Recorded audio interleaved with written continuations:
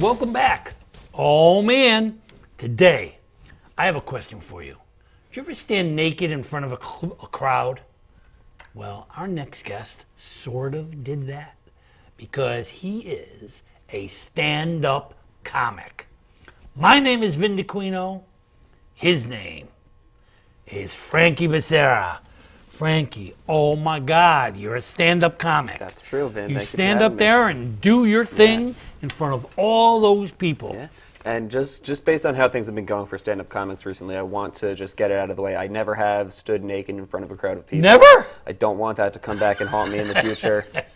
Just the way things have kind of been I going have lately. photos, man. I want to clear that air as soon as possible. Yeah.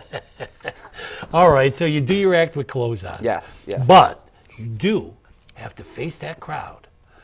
I often wonder, I'm an author and I've written a number of books. Right. The amazing thing about being an author is once you send that book out, people read your book at home. Right. They never see you, and I never have to see them. Yeah. And I never directly get the response to my books. You get an immediate response. Yes, I do. You're standing up there, and they either laugh or they don't. Right. Talk to me about, when did this all happen? Was there a point in your life when you said, I want to be a stand-up comedian? Well, I always loved comedy from a very young age, and I started starting to write jokes when I was around in middle school, I would say. Really? When I really that's started a great to age. decide to put some effort into it, because that's when I had started watching stand-up comedy and seeing that this was not only an art form, who but were a your career. idols? There's so many that I look up to, from Seth Meyers and Chris Rock to people like Donald Glover and Tina Fey. And what about Robin Williams? Robin Williams is one of my all-time favorites. He's up there as well. Such a classic. Yeah, it's incredible, and that's what's great about stand-up comedy is there really are so many people out there to look up to not necessarily compare yourself to, but just kind of get a feel to what you would like to do, because it's just such a big world. And for a while they didn't call comedians. Right. They called them comedy stylists. Yes, that's true. Because they had their own style. Yeah, exactly. What is your style most like? My style is, I like to keep things very kind of like conversational, where it feels like I'm kind of talking with the crowd instead. So you're not a Robin Williams jumping all over the place? I'm not all over the place. More like a Jackie Vernon kind of. Yeah, I would say basically how you're seeing me interact with you right now is how I'm interacting with the audience. Yeah, it's I keep it kind of on a I wouldn't use the word monotone, but just kind of like level performance the entire time, just because it's not who I am if I'm running around on the stage. As you could probably guess, when I did stand-up comedy, and I did for a while. Right. In fact, the first stand-up comedy routine I did, I was 16 years old. Wow. And I performed in front of 500 people at my high school. Wow. It was our talent show. Yeah. And that's how a lot of people get started. What an experience, standing on the stage and looking out there, and half my family was there. Yeah, exactly. I think half the audience was my family. Right. Cousins and people came, and to stand up there and to look out there at all those people. I had a similar experience when I was in high school. I hosted the talent show. Oh, wow. So I had a lot of jokes that I had written, prepared to go do through the whole show, in between acts. Wow. The only difference was not nearly as many people showed up to watch our high school talent show that year. I'd be lucky if there was 50 people in that audience. Oh my God, no, we had a full audience. Yeah. And I remember just looking out there into the balcony. Yeah. It was full. Yeah. And there's something about the interaction. When you're up there, it's you and them. Yeah. And when people say, that must be very intimidating, for me, it was invigorating. Yeah. When I was there, I was like on. Right. And people say,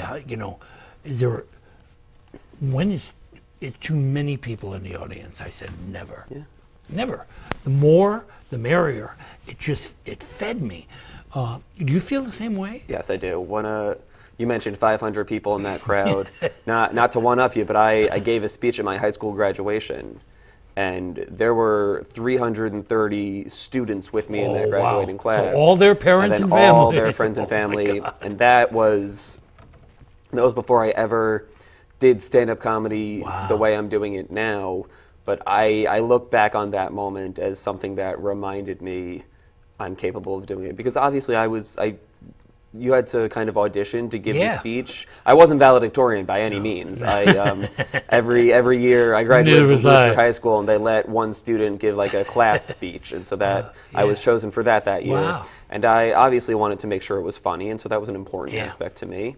But yeah, being up there in front of that many people really kind of Oh, yeah. My first interaction, my first public performance Yeah. was on a fire truck Wow. when I was in 6th grade. Okay.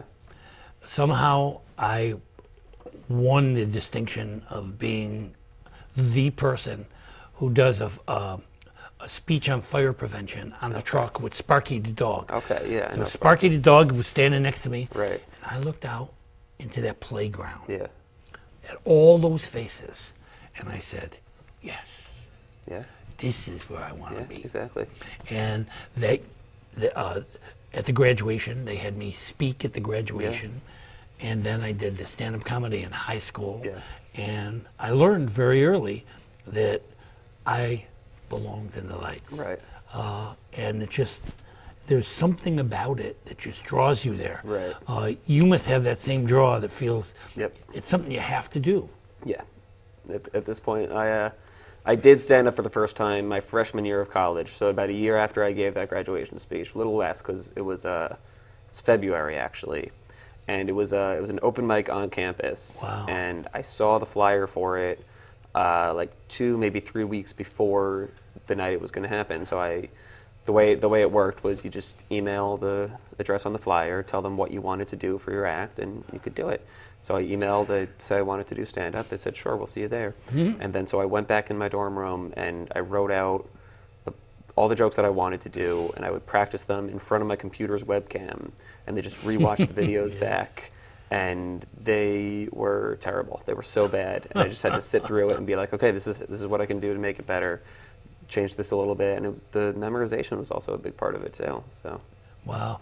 I did a stand-up routine one time at a place called the Tryout okay, in Mamaroneck. yeah, And I was teaching at the time. oh, okay. So some of the students actually came Wow. and were in the audience. Wow. And that was more intimidating than having Yeah, no, anyone that's else true. there. I was like, oh my God. Yeah. Especially since the title of my skit was Passing Gas. And it was a whole series of jokes Wow. on passing gas. You know, and fortunately it went well. That's good. But I have done skits where the audience did not laugh. Yeah, that's gonna happen. That's a scary that has thing. happened to me, You're yeah. up there and you just feel as if you're drowning. Yep.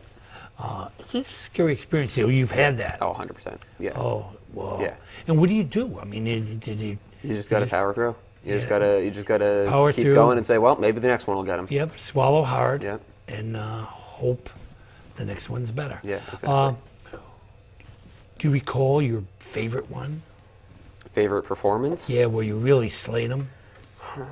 I would say one of my favorites in recent memory was a show that I did just about a week ago. Really? At a venue called Lucy's Laugh Lounge in Pleasantville. Oh yeah. I hosted my own show there called Welcome to the Party. Oh wow. And it's the third time I've done that show, and it was just went perfect. Everything that could have gone When right. it's good, went it's right. so Exactly. good, right? And I was doing a lot of newer stuff that night too, so I was a little bit nervous about that. Yeah. But a lot of the stuff just really hit the way I Now wanted you it to. write so. your own material? Yes. Yes. Wow. Is there anything that you're willing to share a little bit? Give us a In little regards to what? taste of one of your skits? Let me see. I have this one joke I've been working on about how I don't have any tattoos Okay. because I think that all my tattoo ideas are not good enough to get put on my body forever. I just think it would be a waste true. of money and pain to do it. And these are all tattoo ideas that I've genuinely considered getting on my body at one point or another. And one tattoo idea I considered was getting a few bumblebees on my kneecaps. That way they would be the bee's knees. Oh no. Another one I considered getting was, have you ever seen, a few people I went to high school with have a tattoo like this. It's like an infinity symbol on someone's wrist. Yes. I was thinking about getting that, except instead of just a straight line for the infinity symbol, it would be the word breadsticks to symbolize unlimited breadsticks, which are my favorite part of the Olive Garden. And the last one I've considered getting is, are you familiar with Scooby-Doo? Yeah, the sure. cartoon? I was thinking about getting him on either my leg or my arm, partially because that was my favorite cartoon growing up as a kid, but also because that way when people ask about it, I can tell them that's my Scooby-Doo tattoo. So that's part of the fun. Yeah. Well, that sounds good Yeah. and funny. Yeah. You hosted Yes. the show. Yeah.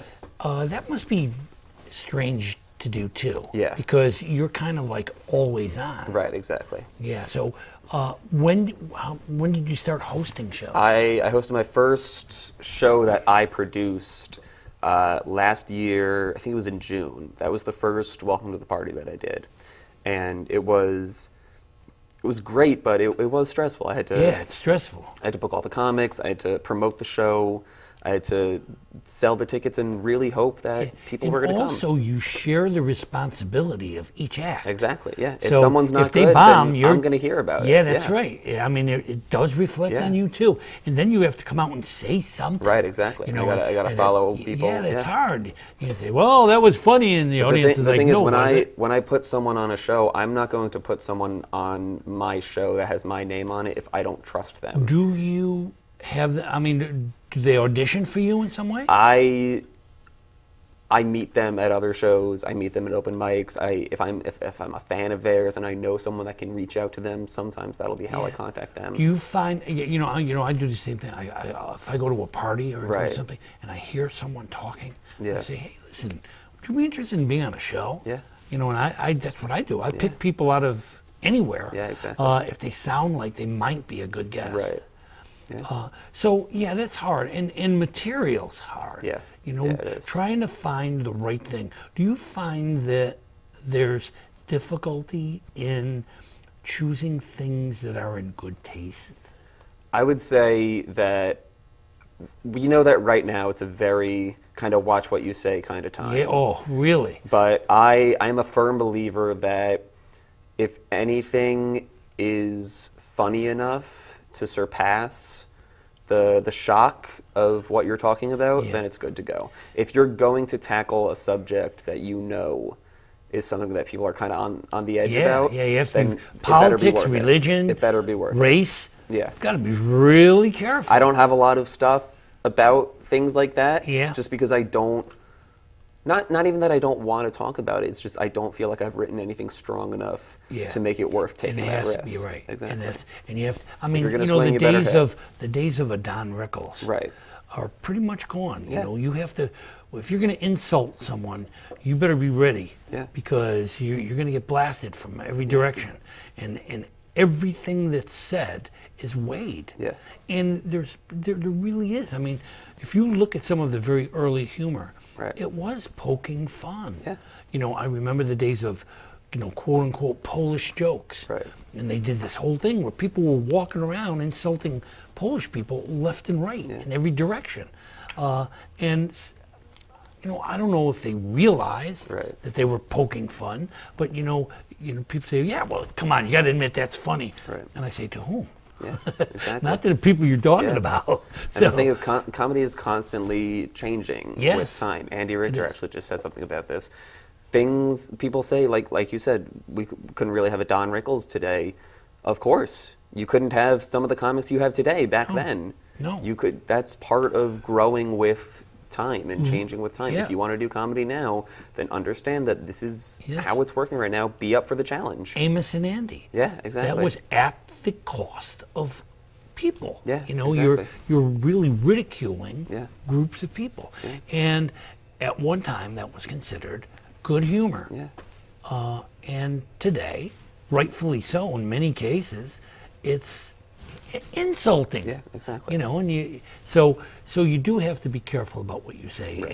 and material is tougher and tougher Yeah. to find. I mean, obviously, humor is objective, Yep. and everyone's going to find something funny differently. but make sure it's a joke, not just a takedown. And you're doing something that's, to me, very, very difficult. Yeah. Because you do a lot of deadpan. Yeah. And I'm more the Robin Williams kind Right. of bounce off the walls Right. comedian. Right. Those are the kinds of things I did, the expressions on the face and the Jim Carrey kind of almost slapstick. Yeah. So how you can get out there and almost deadpan some of these jokes. I remember when, I think it was Jackie Vernon, who did the watermelon routine, where he had a pet watermelon and he used to walk his pet watermelon. Right. Well, the first time I heard that, I was very young, and I heard that and I said, that's hilarious. Yeah. You know, it's just so different. Yeah. And I just never expected that to be comedy. Right. But then there's quite a few real good deadpan comedians who have come along the pike, Right. and were able to get people roaring with laughter.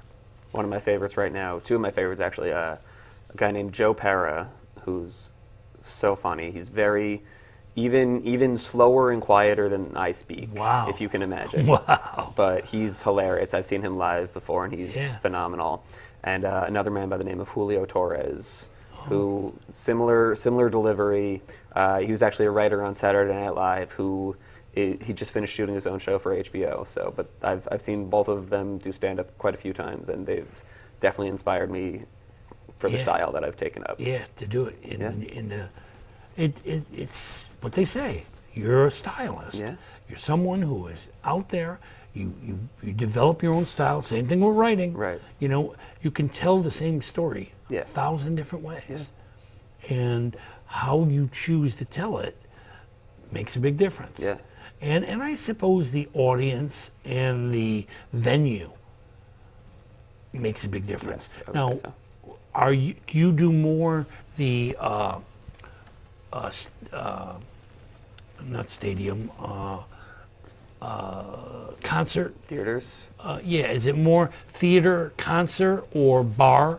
I'm at kind of like a bar comedy club Yeah, stage that's what right I now. was. Yeah. If any theaters are watching this, I'm available. Hey, but come and get them. Yeah, that's where I'm at right now. It's a lot of comedy clubs and bars, some restaurants I even. kind of liked the comedy club bar scene because it was more relaxed. Exactly. I mean, when that's I where the did comic the flourishes. passing gas routine, you know, I did this whole thing with the violins and and I was all over the stage. Right, I'm sure. And that's when the audience in that kind of place gets riled, they're wonderful. Right. Because they get laughing and everybody, when they're sitting quietly in seats, man, you got to get them moving. Yeah, exactly. It's very hard. Yeah.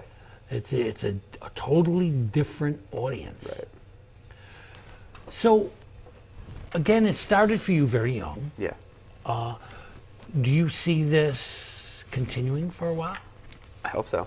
I think so. I would say 2018, this past year, was the best year that I've had so far in regards to comedy. The most shows that I've booked, the most shows that I've produced, the most shows that I've done, the most people that have seen me, the best I felt doing it as well, which is obviously the most important thing. And financially, it's also been starting to be a little bit better for me, which is great, because obviously it's not about the money, but Can you make money? I mean, do people actually pay you to do this? Yeah. Really? Yeah, That's great. I'm as surprised as you are. I did not think at 24 years old I'd be getting paid to tell jokes, but it's happening sometimes. Yeah, So. and it's hard to do. Yeah. But if you get into clubs Yeah. that have like cover, Right. The cover can usually pay the entertainer. Exactly. And if you can fill the club. Now, recently you had a full house. Yes, I've been, What a been great very feeling. lucky to say that out of the 3 Welcome to the Party shows that I've done so far, all 3 have sold out, and Wow. it feels That's pretty good. huge. It's huge. This last one, we actually sold more tickets. When I say the first 2 sold out, we were just doing the bottom floor of Lucy's Laugh Lounge. For the last one we just did, we opened it up to the top floor mezzanine as well. Wow. And we sold that out as well. So Wow, that was very nice. that's really good. Yeah. Are there more and more clubs doing comedy now? I would say that Westchester specifically is starting to get a little bit more of the scene, which Yeah. is great Oh, as, yeah. as someone who lives in Putnam County to be able to just drive Yeah, about a they're half there. hour to get down there, And as the opposed city- to taking a train down to the city. The city still has. Oh, yeah, huge comedy scene. Yeah, Yeah. But- still, and they still. I mean, I remember I come from the day of the coffee house. Yeah, yeah. You know, and that was a They're still completely kicking. different scene. They still do coffee I houses. did a show at a coffee Wow. house in Ridgefield, Connecticut last month, and it went Wow. well. I used to do one at a church, right off of Central Park West. Okay. There was a little church that used to do these things like every Saturday night. Right. There was a coffee house. Oh, that's nice. And we used to go to the coffee houses, Yeah. and they had coffee. Yeah, of course. Yeah. So- They better. Yeah. If it's in the name. Yeah. So you sit there and you have coffee, and Yeah. and a lot of people, just got up and they did their thing. Yeah, and that's it was how, that's how a lot of the open mics I started out were. Yeah, and it just gives you a chance to try your stuff, Right. to see if it works. Exactly. Which is the most important part. You don't want to Yeah. you don't want to go into a show blind, not knowing if a joke's going to work. Yeah. Granted, I've done that like once, and it luckily paid off. But Wow. it's not something I would recommend. No, No. it's a tough thing, and it, Yeah. it is. It's standing naked in front of a Yeah, crowd. I mean, yeah. it, Figuratively. yeah, figuratively, that's exactly what it is. You're up there. They're going to see everything you have, Yeah. and it's either good or it isn't. Yeah, exactly. And they'll let you know. Yeah. And I've seen plenty that isn't to know that Yeah. it's not a good time. No, and New York City, Yeah.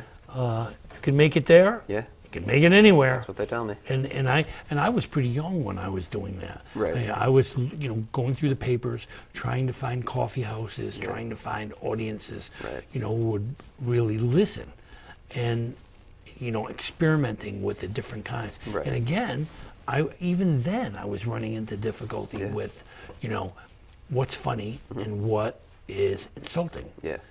So you have to. But that's part of starting out. Your It style's is. going to change. Yeah. I wouldn't. When I started out, I wasn't doing the style that I was Yeah. now. I was walking around the stage a little bit more, holding the microphone. I leave the microphone in the stand now, and I just Yeah. stand right in front of it and do my bit right there. But when I started out, for about the first 2.5 years, maybe, I was just moving around a lot more, Yeah. and I was And- like, let me try a little different. And liked it. there came a time when we got into the insult DJs. Yeah.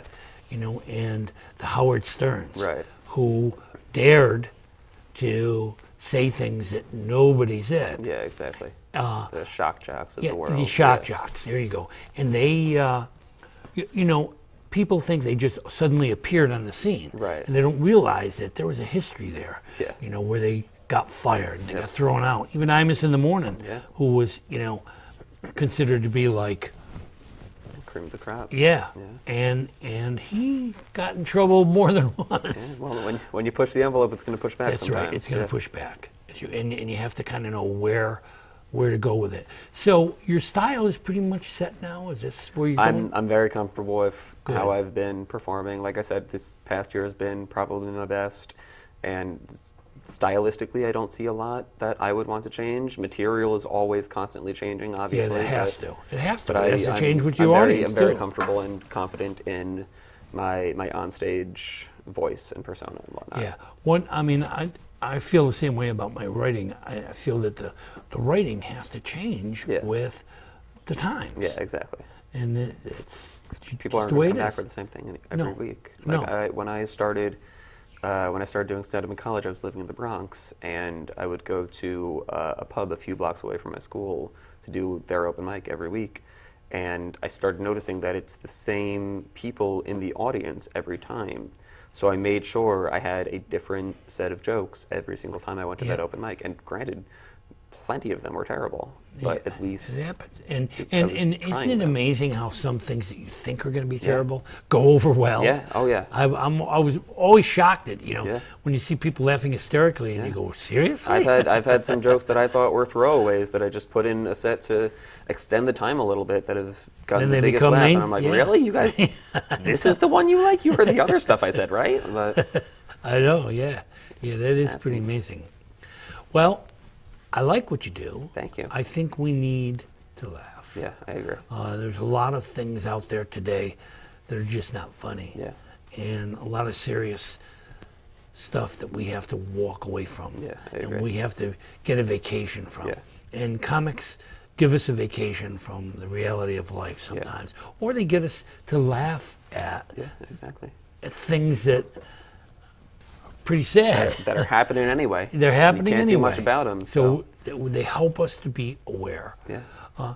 So I certainly do thank you for helping us be aware. Yeah.